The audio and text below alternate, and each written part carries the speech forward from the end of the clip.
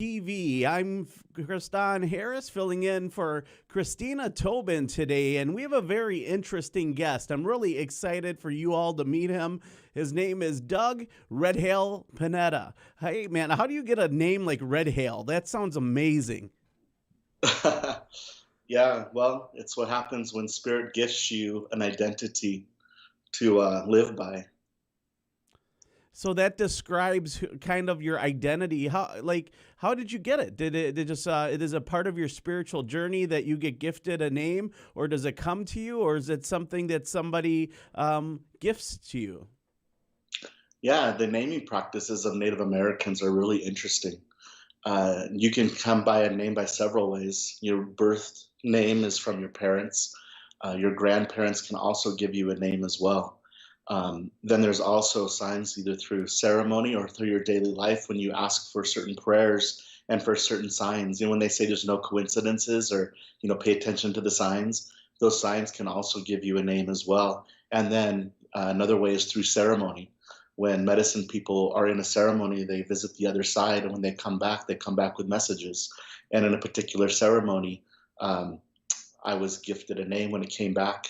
A spirit had said that there was a mortal that this spirit had made a brother of several hundred years ago, and that person's name was Red Hale. Um, and so when I was gifted this name and given this name, that's why, is because this spirit had a mortal friend several hundred years ago that I reminded him, that spirit, of this person. So that's how I received my name. That's amazing. I always had I have had conversations with a lot of my friends about our names because, my name, my taxpayer, my government name is Kristan T. Harris. But I always felt that the nickname that your loved ones gave you is your real name. That's your real identity, the one that you earn with the people around you that trust. Maybe it's Chris, maybe it's Chrissy, maybe it's Christelle, whatever it is, or the nickname they have for you.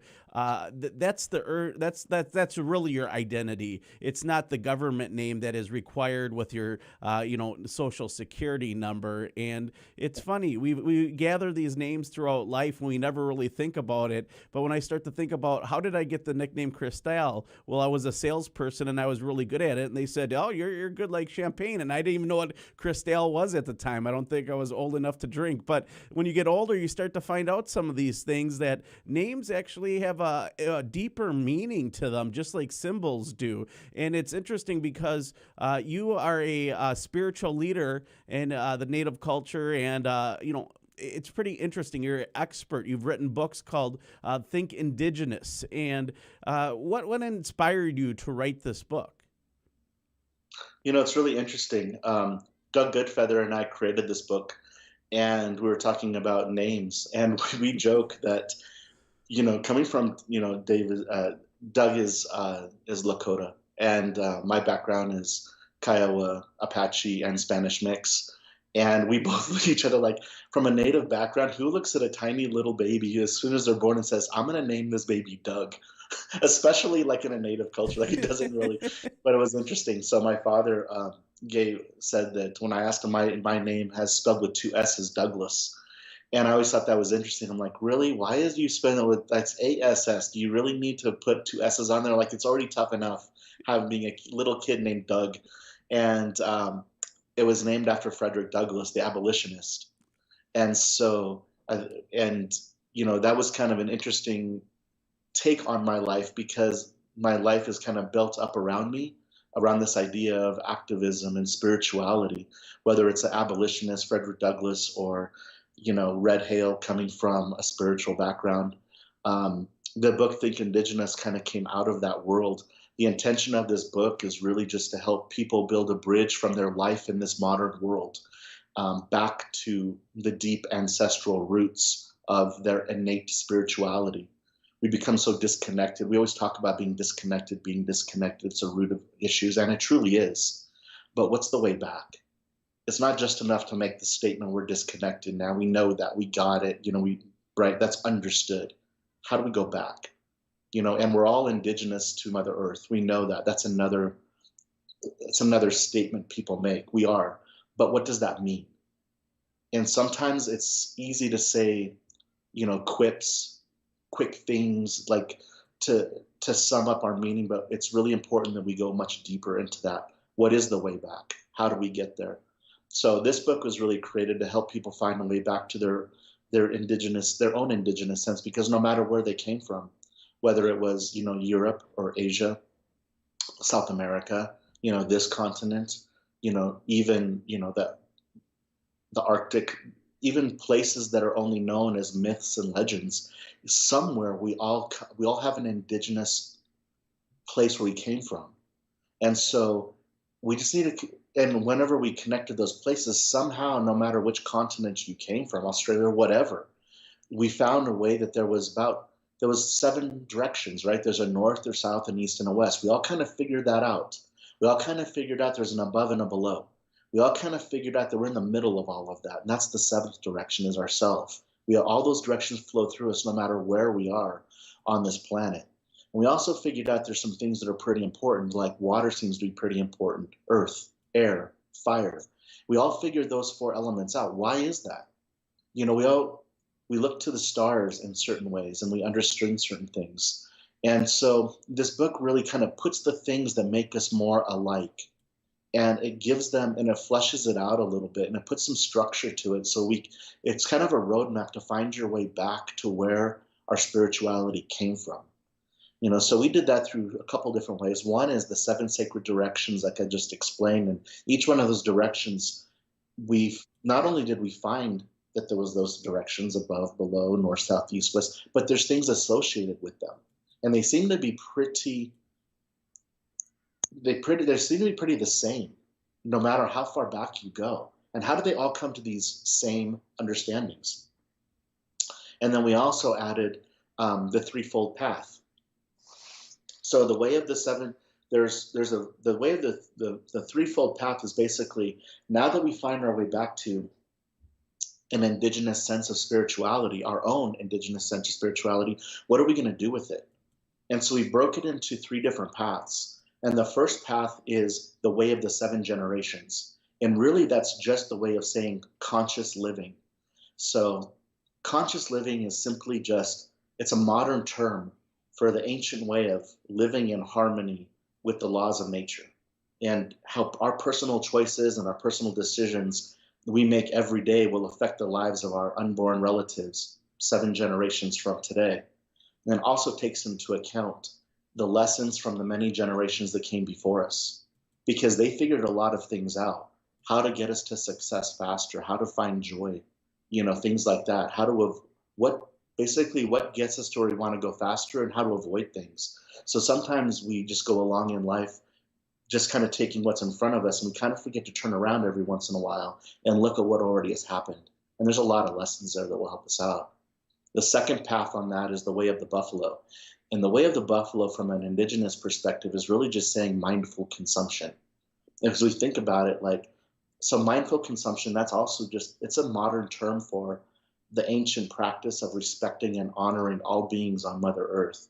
It's kind of well known in the Northern Plains tribes, when they took a buffalo for the people, that they used every part of it.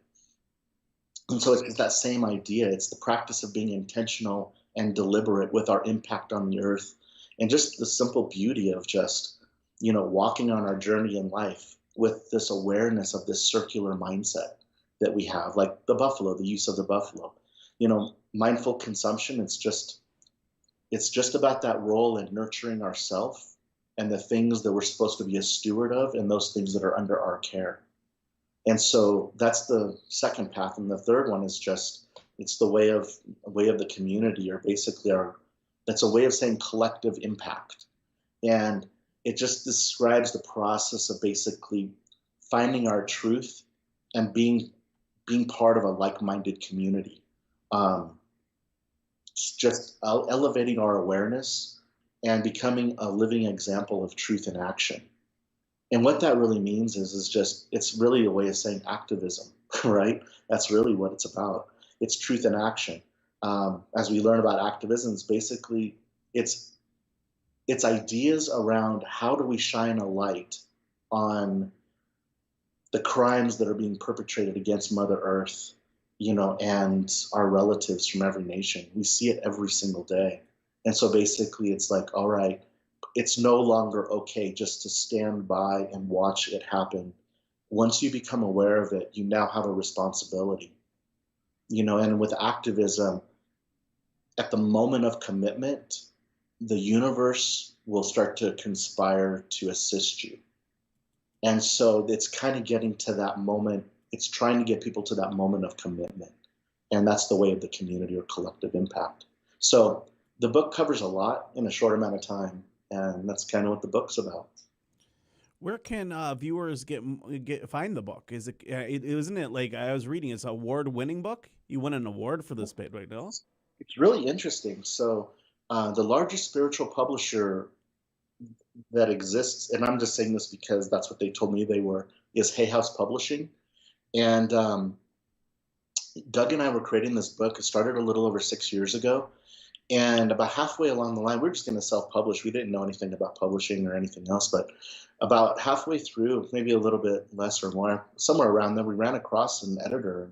She just raved about the book. And it was mostly just talking to her about self-publishing. But anyway, it turned into much more than that. And she told us about a contest being held by Hay House. And I'm like, well, we don't really have time. We don't know how to put this together. And she thought enough of the book to put together the presentation, and she submitted it, and it won across the whole world, first place by Hay House.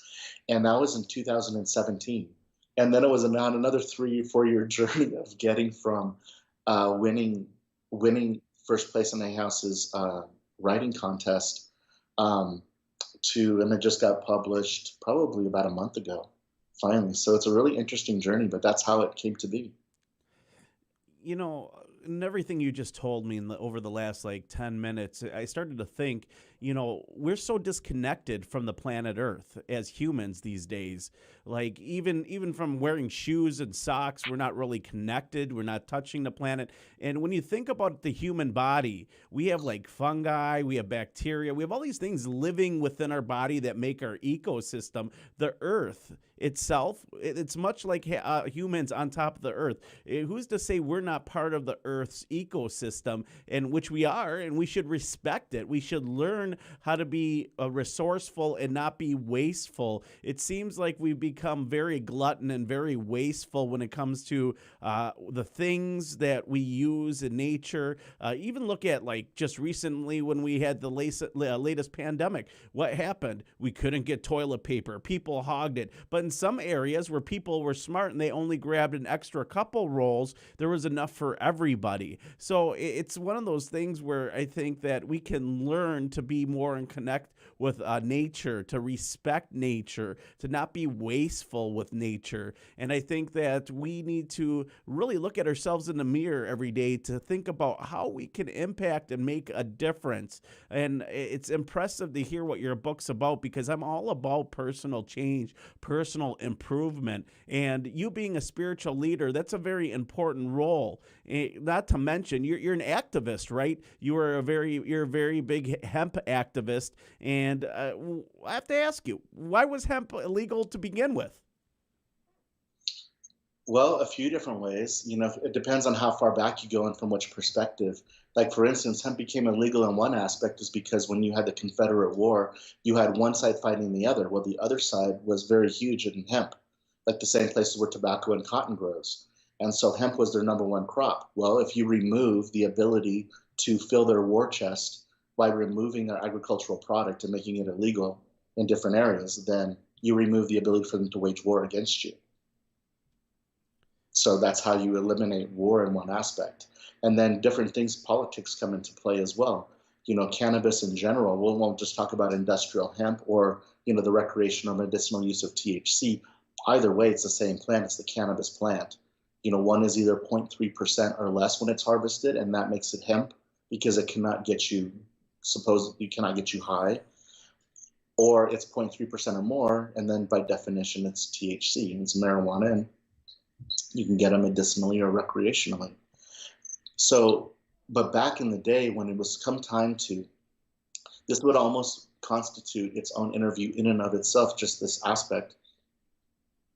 But from a society, when you want to start using a certain plant, it was used in certain ways to create division within races, because marijuana is the Spanish term for cannabis, and that's where they started using it. And they were basically out there to say, "Watch out, the Mexicans are here to, steal and rape your women and this and that." And that's how it was actually used to gain a following, to get behind the prohibition of marijuana, just like the prohibition of alcohol. But from, you call it from a spiritual aspect. Every time I do hear that word and I take it, I'm grateful for it, when you get called a spiritual leader. But I just try to walk a spiritual way, and I think it's just noticeable or recognizable within others. And then they ask you about it, and then pretty soon you get asked a lot of questions. And then I just share with where I'm at on my path, and what I've learned from others.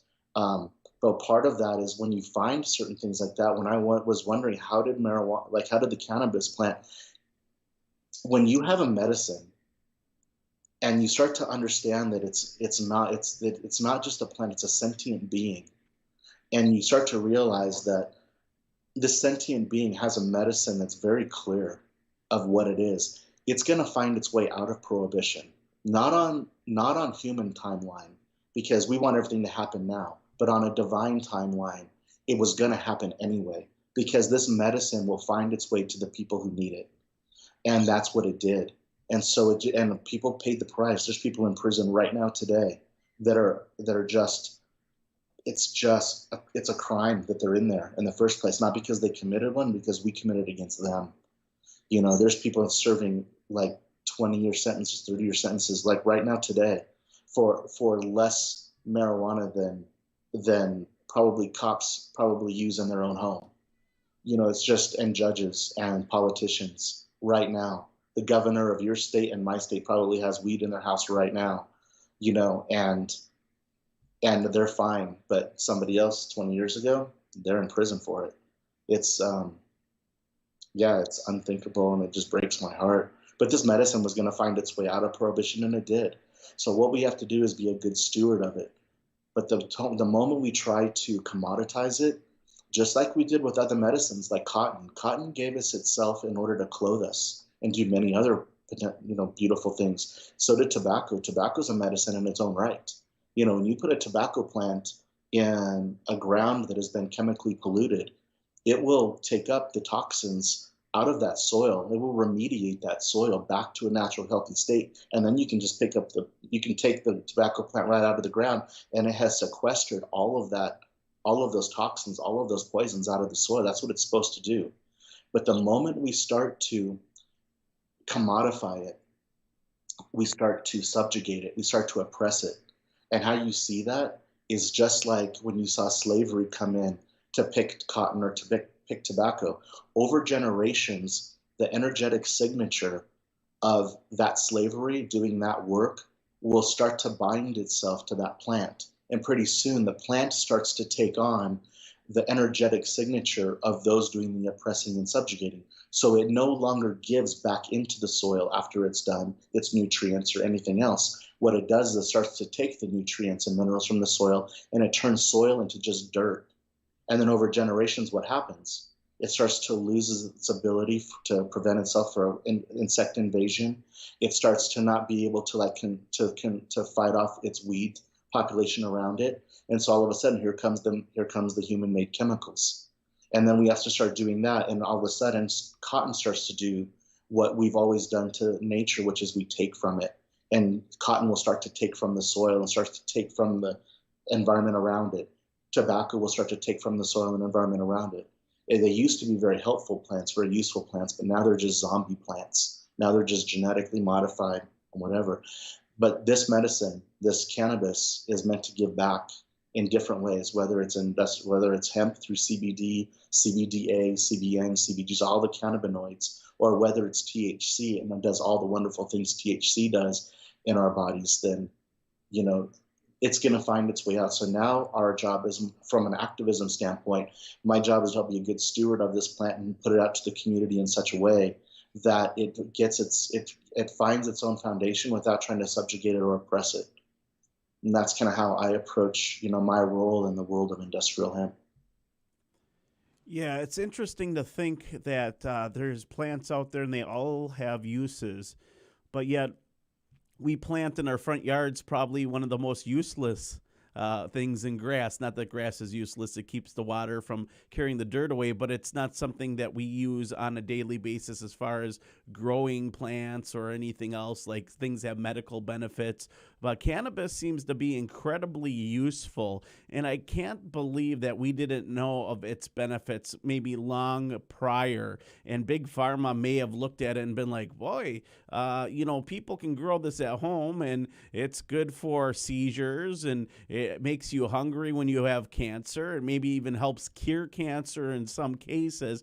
Well, we got to ban it. And we can't have that because if you cure a disease, it doesn't make a lifelong consumer out of you. And it's not good. It's not a good business model. But like you mentioned, after a while, the truth comes out and people push to change it. Even here in Wisconsin, where it's still not legal, they've done poll after poll, and 60, 70, 80% approve of it. Even the conservative areas now, the libertarian movement or, tinge in the conservative movement, they're showing that they're okay with having cannabis in their communities. And you're right. It's crazy to me that somebody who can take a plant and smoke it, it's there on a planet given to us, can spend time or even more time than somebody who has committed, serious crimes in jail for something that's now becoming legal all across the world. Not to mention the benefits. Hemp makes great clothes. It makes great paper. It makes so many, products out there. And I think there's a whole market that it would drive out. But why wouldn't somebody monetize it? Why wouldn't somebody go after it? I don't know. But it seems like slowly but surely it's coming forward, and cannabis will be something that we will see legalized nationwide. And you're right, the politicians are hypocrites. What was it Kamala Harris, the VP? She smoked marijuana. She joked about it but then gave people extended sentences for marijuana and petty drug crimes. We need, like, people who have serious drug issues, though, they need rehabilitation. They don't need criminal college where they'll go to learn how to do real crimes in a volatile situation with people who have committed violent crimes. No victim, no crime, in my opinion. So I think it's very important for listeners to understand it doesn't stop with cannabis. And I'm gonna let you guys make your own life decisions, but I don't believe people belong in jail for consuming or putting stuff in in their body or in their temple per se. It's their choice to do. And hemp is a very beneficial product. I think it is something that is not going away.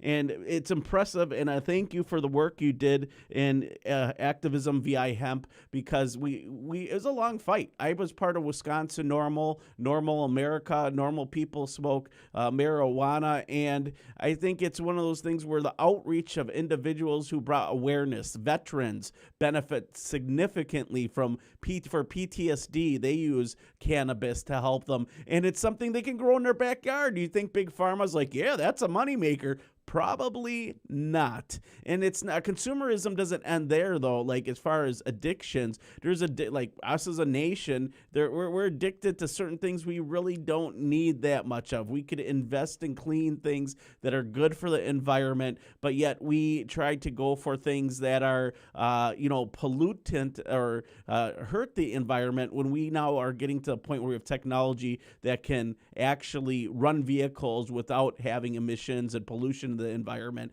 where we don't need these coal factories burning coal, all day long. We got clean solutions. The issue is making them affordable to where businesses say, well, why wouldn't we do that? But they're not mindful that there's a offset, and we're leaving our children, out to dry by not taking care of our environments now. Agreed. I try with what I do. I don't necessarily go after the usual suspects in this: big pharma, politicians.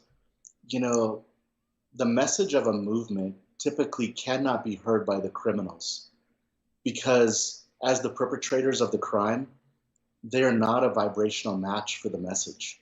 Their desire for power, control, and money is super low vibe, and they simply can't hear it. So I just don't waste my time being concerned about saying things to people who can't hear the message.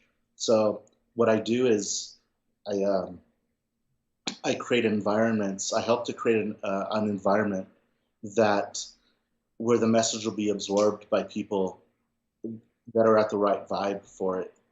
And then if they can hear it, great. And if Kamala Harris, can't hear it, I'm absolutely not surprised.